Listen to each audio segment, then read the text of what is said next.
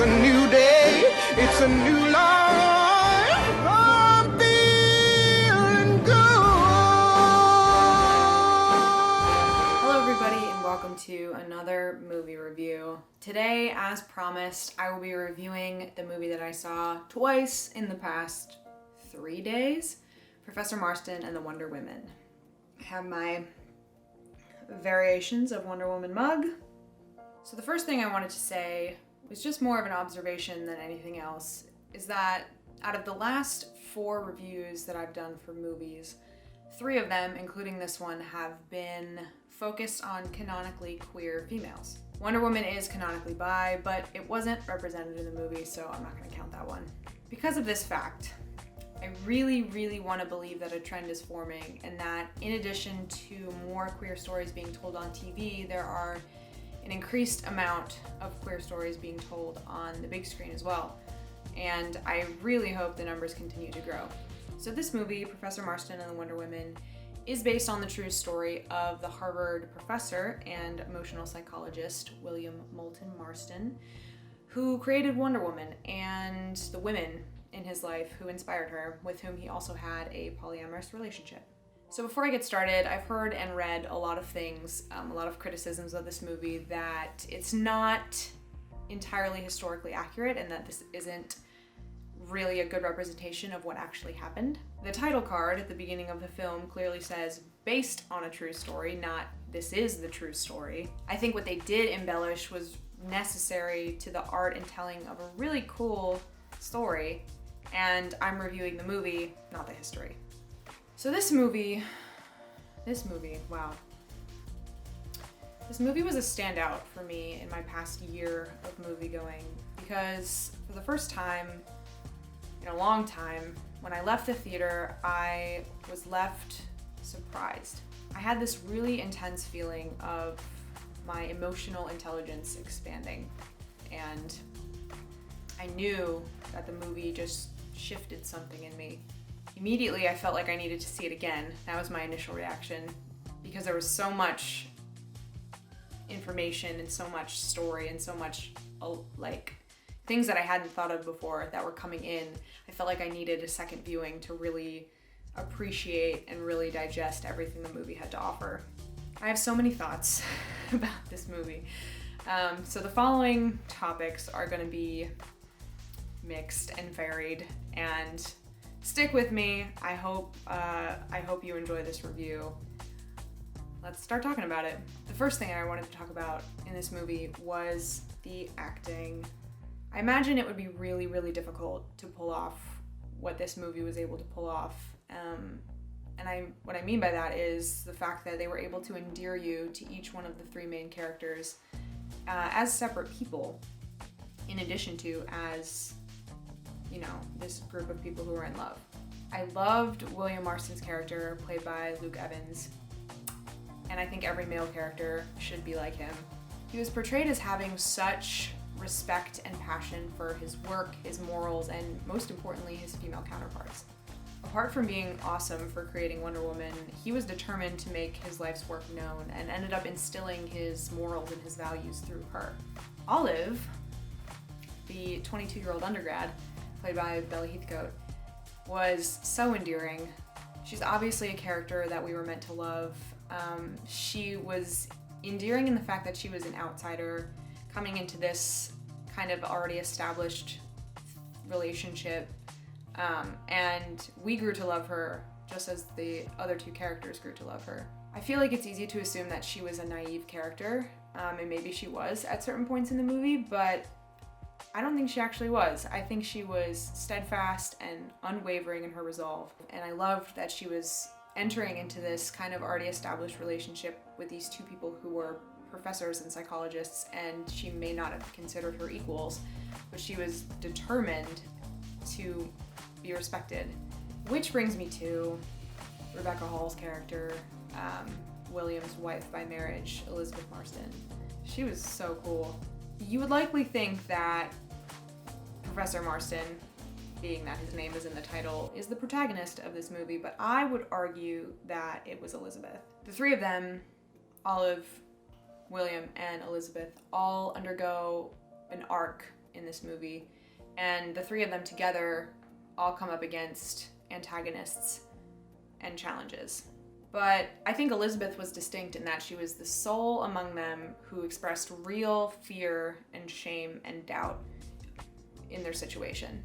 She's arguably the most intelligent character in the film, and I think that, combined with her sort of lack of emotional intelligence in the movie, was what made her the person that I think the audience was supposed to relate to and latch onto the most. It's pretty obvious that a lot of the movie is about her relationship with Olive and how it was kind of this establishing and ongoing thing, whereas her relationship with William was pretty solidly stable from the beginning. They had some of the most intense and also like subtle romantic moments in the movie. I think focusing on the relationship between the two women helped reassure the audience that this wasn't just a movie about a man sleeping with two women, and that the women actually had a love for each other that was separate.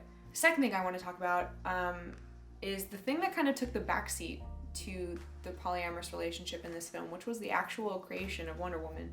There were moments of like hitting you over the head with this inspired Wonder Woman, but I think more often than not, these references to the character and to the story were subtle and placed throughout, and they were lifted directly from the morals and passions and experiences of the three main characters. My favorite little piece from the movie, little puzzle piece to the whole picture that was Wonder Woman, or what she would eventually become, was every scene with the lie detector test. And this test later inspired Wonder Woman's lasso of truth. And adding that detail, of course, it was inspired by the truth of the story, right? This guy actually created the lie detector test, but the way that it was used in the movie to create tension and to create moments between these characters, it was so simple. It was almost too simple. I know there are people who like thought it was gaudy and kind of cheesy. The fact that they could just hook a character up to this lie detector test and kind of get them to say things that they might not be ready to say, or things that they were afraid of saying. It was just a way for the audience to see what a person said verbally that didn't match how they were feeling inside. And I thought that was really cool. The last thing I wanted to talk about that I sort of touched on a little bit was polyamory. So this is the main thing that I wanted to talk about in this review. This is the main point of the movie, and Wonder Woman is the product of the polyamorous life that these three people were living, which, first of all, who the fuck knew? It was really awesome to learn. I read a book about Wonder Woman when it came out, the Gal Gadot version, that mentioned William Marston and the two women that he lived with, and at first I was like, that's awesome, but I didn't really know the details of the story until I saw this movie. And yes, again, it might not be entirely historically accurate, but it is a really cool movie about polyamory. More than that, believe it or not, this is only the second time that I had ever seen a polyamorous relationship positively portrayed on screen.